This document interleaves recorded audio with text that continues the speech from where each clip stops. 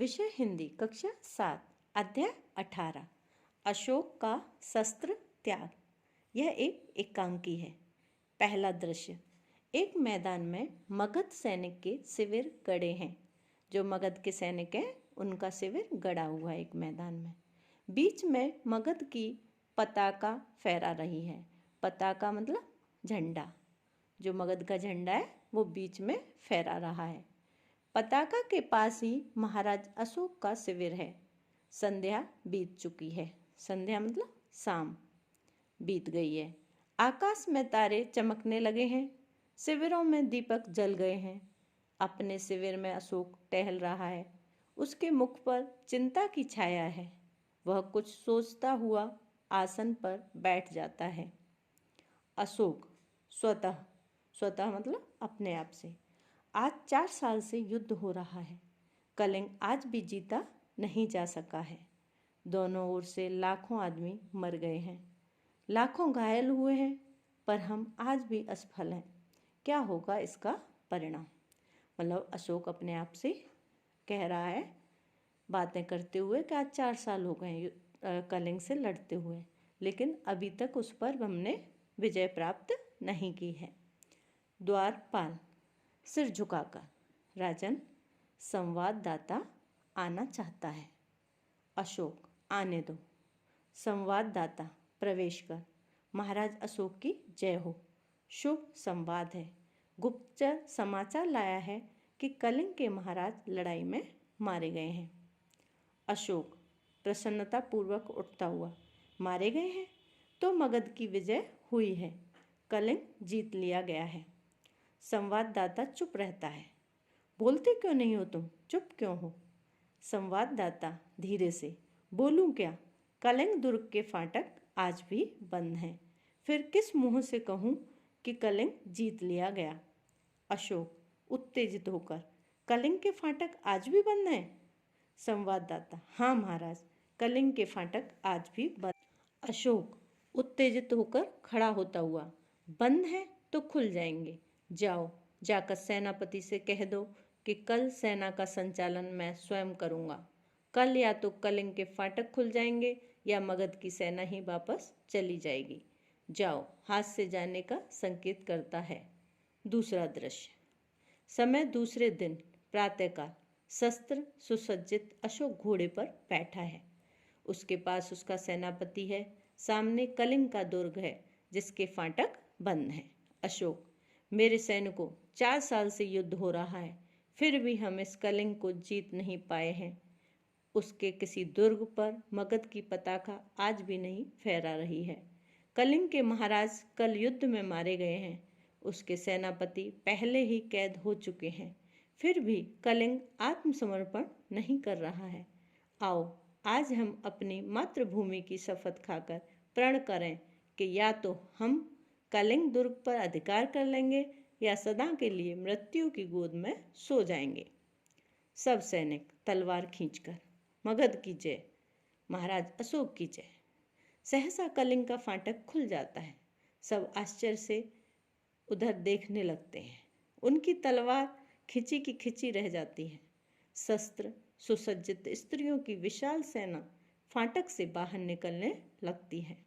सेना के आगे पुरुष वेश में एक वीरांगना है जो सैनिक के वेश में साक्षात चंडी सी दिखाई देती है। यह कलिंग महाराज की लड़की पद्मा है। स्त्रियों की सेना अशोक की सेना के सामने खड़ी हो जाती है। अशोक के सिपाही मंत्रमुग्ध से देखते रह जाते हैं।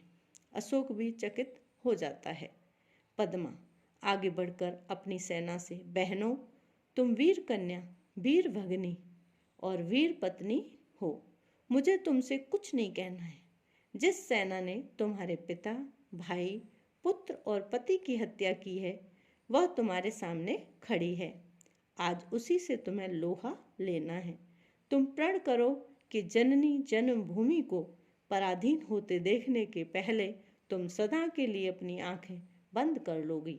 स्त्रियां तलवार निकालकर, हम प्रण करती हैं कि जब तक हमारी धमनियों में रक्त की एक बूंद भी होगी हम अपनी मातृभूमि का अपमान न होने देंगी। सब सावधान होकर खड़ी हो जाती। अशोक स्वतः अपने आप से, यह कौन है? यह साक्षात दुर्गा कलिंग की रक्षा करने के लिए युद्ध भूमि में आ गई हैं। यह स्त्री है, सभी स्त्रियां हैं। क्या स्त्रियों से भी युद्ध करना होगा? क्या अशोक को स्त्रियों का भी वध करना पड़ेगा? ना ना, मैं स्त्री वध नहीं करूँगा। मुझे विजय नहीं चाहिए। मैं यह पाप नहीं करूँगा। मैं अस्त्र नहीं चलाऊँगा। प्रकट सैनिकों, स्त्रियों पर हाथ न उठाना। आगे बढ़कर, तुम कौन हो देवी? पद्मा, मैं कलिंग महाराज की कन्या हूँ। मैं हत्यारे अशोक की सेना से लड़ने आई हूँ। जब तक मैं हूँ, मेरी ये वीरांगनाएं हैं। कलिंग के भीतर कोई पैर नहीं रख सकता। कहाँ है अशोक? कहाँ है मेरे पिता का हत्यारा? मैं उससे द्वंद्व युद्ध करना चाहती हूँ। अशोक, अशोक तो मैं ही हूँ राजकुमारी, दोषी मैं ही हूँ। पर तुम स्त्री हो, तुम्हारी सखियाँ भी स्त्रियाँ हैं। मैं स्त्री पर शस्त्र नहीं चलाऊंगा। पद्मा, क्यों महाराज? अशोक, शास्त्र की आज्ञा नहीं है राजकुमारी। पद्मा, और शास्त्र की आज्ञा है कि तुम निरपराधियों की हत्या करो। शास्त्र की आज्ञा है कि तुम अपनी विजय लालसा पूरी करने के लिए लाखों माताओं की गोद सूनी कर दो, लाखों स्त्रियों की मांग का सिंदूर पोंछ दो, फूंक दो उस शास्त्र को जो तुम्हें यह सिखाता है। मैं तुमसे शास्त्र सीखने नहीं आई हूँ, युद्ध करने आई हूँ। तुम हत्यारे हो। मैं अपनी बलि चढ़ाकर तुम्हारे खून की प्यास बुझाने आई हूँ। अपने सिपाहियों से कहो तलवार उठाएं।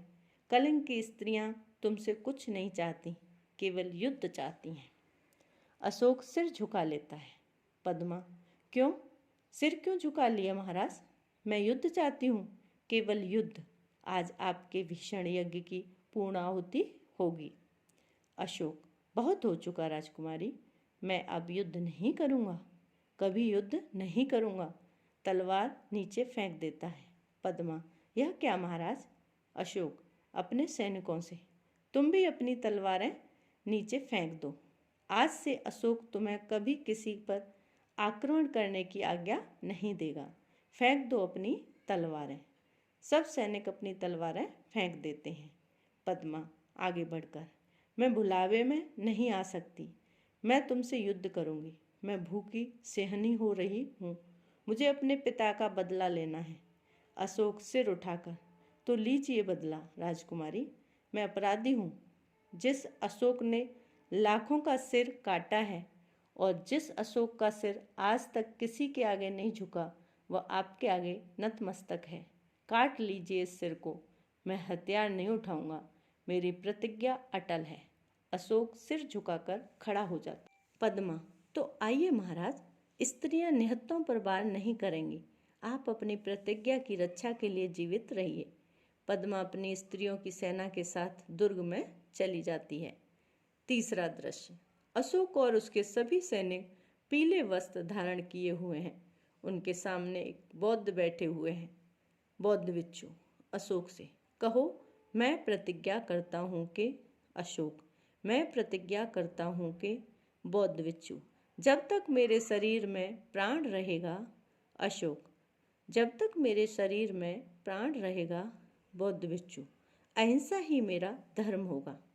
अशोक, अहिंसा ही मेरा धर्म होगा। बौद्ध भिक्षु, मैं सबसे प्रेम करूँगा और मेरी करुणा का सदा व्रत सबको मिलेगा। अशोक, मैं सबसे प्रेम करूँगा और मेरी करुणा का सदा व्रत सबको मिलेगा। बौद्ध भिक्षु, प्रतिज्ञा करो कि जब तक जीवित रहूँगा अपनी प्रजा की भलाई करूँगा, सब प्राणियों को सुख और शांति पहुँचाने का प्रयत्न करूँगा, सब धर्मों को समान दृष्टि से देखूँगा। अशोक, मैं प्रतिज्ञा करता हूँ कि शक्ति भर आपकी आज्ञा का पालन करूँगा। बौद्ध भिक्षु, बोलो, बुद्धम शरणम गच्छामि, धम्मम शरणम गच्छामि, संघम शरणम गच्छामि। अशोक, बुद्धम शरणम गच्छामि, धम्मम शरणम गच्छामि, संघम शरणम गच्छामि।